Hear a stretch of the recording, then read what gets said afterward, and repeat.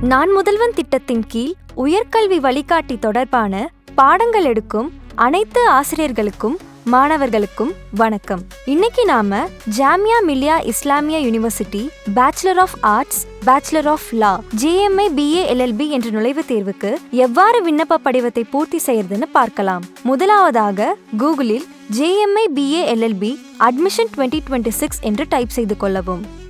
பிறகு அட்மிஷன் என்ற அதிகாரப்பூர்வ JMA BA LLB இணையதள பக்கத்தை கிளிக் செய்யவும். பிறகு ஆன்லைன் அட்மிஷன் போர்ட்டல் லிங்க் என்ற இடத்தில் click here to apply for admission in UG, PG, DIP, ADP, PGD, CER for the session of 2026 to 2027 என்ற லிங்கை கிளிக் செய்யவும். பிறகு ப்ராஸ்பெக்டஸ் என்ற இடத்தில் யூனிவர்சிட்டி ப்ராஸ்பெக்டஸ் என்ற பட்டனை கிளிக் செய்யவும். பிறகு அதில் கொடுக்கப்பட்டிருக்கக்கூடிய தகவல்களை தெளிவாக படிக்க வேண்டும்.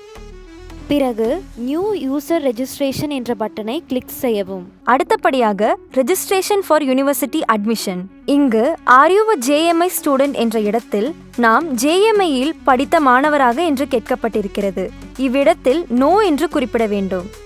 ஃபர்ஸ்ட் நேம் என்ற இடத்தில் மாணவரின் பெயரை சான்றிதழில் உள்ளவாறு குறிப்பிட வேண்டும். ஜெண்டர் என்ற இடத்தில் மாணவரின் பாலினத்தை குறிப்பிட வேண்டும். மாணவராக இருந்தால் மேல் என்றும் மாணவியாக இருந்தால் ஃபீமேல் என்றும் குறிப்பிட வேண்டும். டேட் ஆஃப் பர்த் என்ற இடத்தில் மாணவரின் பிறந்த தேதியை சான்றிதழில் உள்ளவாறு குறிப்பிட வேண்டும். மொபைல் நம்பர் என்ற இடத்தில் நாம் தற்போது பயன்பாட்டில் வைத்திருக்கக்கூடிய தொலைபேசி எண்ணை குறிப்பிட வேண்டும். ஃபாதர்ஸ் நேம் என்ற இடத்தில் நமது தந்தையின் பெயரை குறிப்பிட வேண்டும். மதர்ஸ் நேம் என்ற இடத்தில் நமது தாயின் பெயரை குறிப்பிட வேண்டும். இமெயில் ஐடி என்ற இடத்தில் மாணவரின் மின்னஞ்சல் முகவரியை குறிப்பிட வேண்டும்.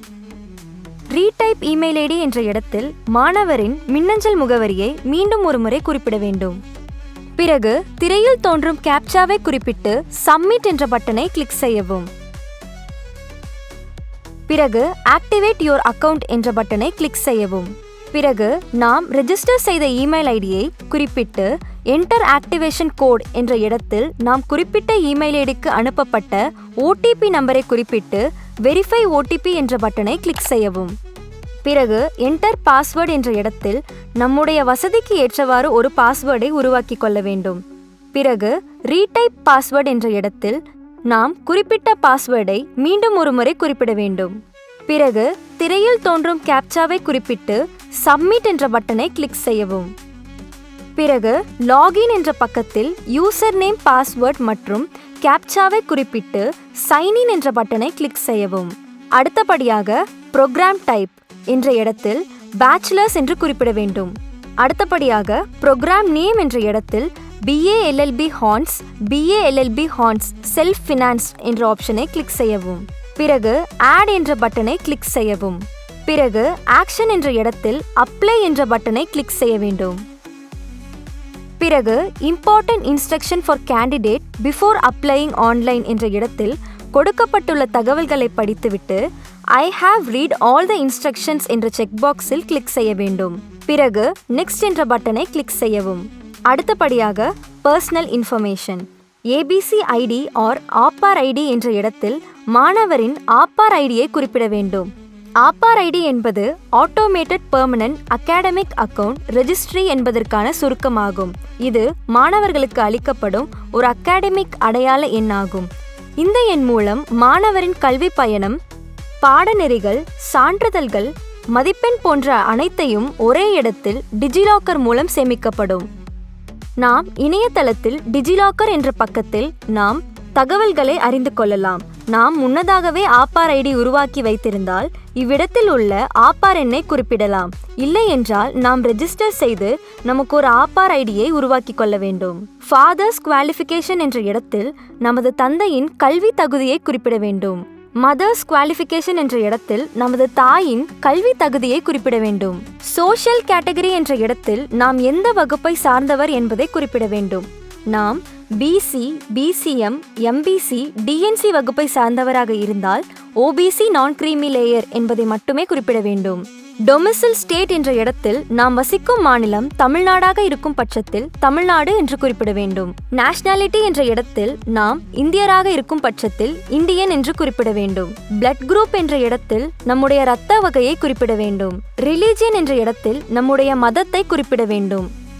Are you a Kashmiri migrant என்ற இடத்தில் நாம் காஷ்மீர் மாநிலத்திலிருந்து புலம்பெயர்ந்தவராக என்று கேட்கப்பட்டிருக்கிறது. இங்கு நோ என்று குறிப்பிட வேண்டும். Do you belong to Jammu and Kashmir என்ற இடத்தில் நாம் ஜம்மு அண்ட் காஷ்மீர் மாநிலத்தை சார்ந்தவரா என்று கேட்கப்பட்டிருக்கிறது. இந்த இடத்தில் நோ என்று குறிப்பிட வேண்டும். Have you been an NCC cadet என்ற இடத்தில் நீங்கள் NCC உறுப்பினராக இருந்து அதற்கு தகுதி அல்லது சான்றிதழ் பெற்றிருந்தால் எஸ் என்றும் இல்லை என்றால் நோ என்றும் குறிப்பிட வேண்டும். Have you been as NSS volunteer என்ற பகுதியில் நீங்கள் NSS உறுப்பினராக இருந்து அதற்கான தகுதி அல்லது சான்றிதழ் பெற்றிருந்தால் எஸ் என்று குறிப்பிட வேண்டும். இல்லை என்றால் நோ என்று மட்டுமே குறிப்பிட வேண்டும். ஃபேமிலிஸ் ஆனுவல் இன்கம் என்ற இடத்தில் நமது குடும்பத்தின் ஆண்டு வருமானத்தை குறிப்பிட வேண்டும். Are you belong to EWS என்பது எக்கனாமிக்கலி வீக்கர் செக்ஷன் ஆகும். இவ்விடத்தில் மாணவர் வறுமை கோட்டிற்கு கீழே உள்ளவராக இருப்பின் அதற்கு உரிய சான்றிதழ்கள் வைத்திருந்தால் எஸ் என்றும் இல்லை என்றால் நோ என்றும் குறிப்பிட வேண்டும். Have you ever been arrested, prosecuted or kept in detention or bound down or fined convicted by a court of law or whether any case is pending against you in a court என்ற இடத்தில் நீங்கள் எப்போதாவது கைது செய்யப்பட்டிருக்கிறீர்களா அல்லது உங்கள் மீது ஏதாவது வழக்கு பதிவு செய்யப்பட்டிருக்கிறதா, காவலில் வைக்கப்பட்டிருக்கிறீர்களா, பிணையில் விடப்பட்டதா அல்லது அபராதம் கட்டி இருக்கிறீர்களா, நீதிமன்றத்தில் தண்டனை பெற்று இருக்கிறீர்களா, இல்லையெனில் இப்போது உங்கள் மீது ஏதேனும் வழக்கு நடந்து கொண்டிருக்கிறதா என்ற கேள்விக்கு இவை ஏதேனும் இருந்தால் எஸ் என்றும் இல்லை என்றால் நோ என்றும் குறிப்பிட வேண்டும். Have you ever been debarred from any exam, restricted by any university or any other educational institution or whether any case is pending against you in any university or any other educational institute என்ற இடத்தில் நீங்கள் எப்போதாவது எந்த தேர்விலும் தடை செய்யப்பட்டிருக்கிறீர்களா அல்லது ஏதேனும் பல்கலைக்கழகம் அல்லது கல்வி நிறுவனத்தால் நீக்கப்பட்டிருக்கிறீர்களா அல்லது ஏதேனும் பல்கலைக்கழகம் அல்லது கல்வி நிறுவனத்தில் உங்கள் மீது ஏதேனும் வழக்கு நிலுவையில் உள்ளதா என்று கேட்கப்பட்டிருக்கிறது. இவை ஏனும் இருந்தால் எஸ் என்றும் இல்லை என்றால் நோ என்றும் குறிப்பிட வேண்டும்.